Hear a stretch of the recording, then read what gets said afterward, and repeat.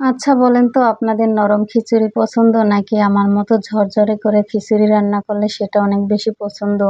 আসলে নরম খিচুড়িও পছন্দ, তবে নরম খিচুড়ি গরম, গরম একটু ভালো লাগে, তারপরে কিন্তু আর ভালো লাগে না। আসসালামু আলাইকুম, কেমন আছেন সবাই? তো গতকালকে আমাদের এদিকে অনেক পরিমাণে বৃষ্টি ছিল। সকালবেলা ঘুম থেকেই উঠে দেখি অনেক বৃষ্টি। তো সকালে নাস্তা করে এরপরে এই তো খিচুড়ি বসিয়ে দিয়েছিলাম। আসলে ছেলেকে তো স্কুলে টিফিনও দিতে হয়, তো ভাবলাম আজকে খিচুড়িই দিয়ে দেই।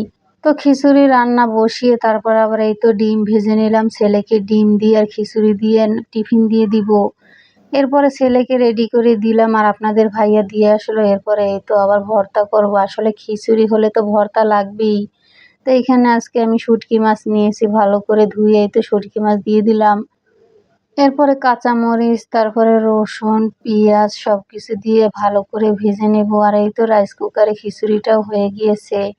আর খিচুড়ি ১ম এ আমি চুলায় বসিয়ে দিয়েছিলাম। আসলে চুলায় কষিয়ে তারপরে রাইস কুকারে বসিয়ে দিয়েছি।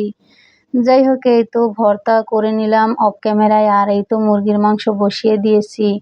তো মুরগির মাংস কষিয়ে সাথে আলু কষিয়ে এই তো ঝোলের জন্য পানি দিয়ে দিব। আর এক চুলায় অল্প পরিমাণে ভাত বসিয়ে দিলাম।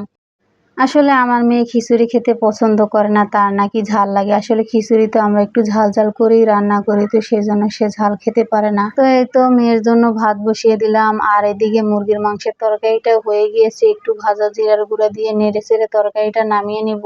তো খিচুড়ি খাওয়ার জন্য ভর্তা করে নিয়েছি আর এই তো মুরগির মাংস রান্না করে নিলাম। আর মেয়ের জন্য তো অল্প পরিমাণে ভাত রান্না করলাম। এই মুরগির মাংস দিয়ে মেয়ে ভাত খেতে পারবে। যাই হোক, দুপুরে খাওয়া-দাওয়া শেষ করে এরপরে বিকেলবেলা আসলাম পিঠা বানানোর জন্য। আজকে কলা দিয়ে পিঠা বানাবো। ওই যে আপনাদের ভাইয়া কতগুলো কলা এনেছিল।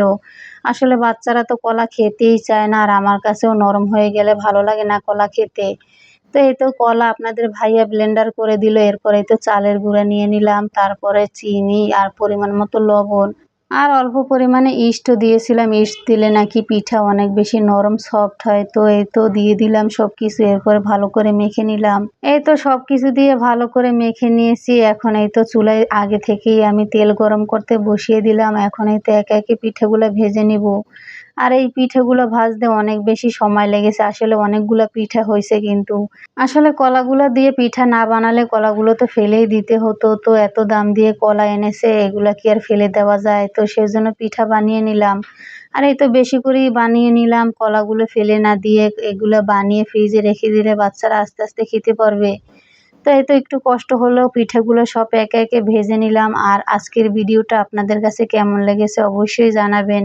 তো আজকের ভিডিওটা এখানেই শেষ করছি। ভালো থাকবেন, সুস্থ থাকবেন। আল্লাহ হাফেজ। আসসালামু আলাইকুম।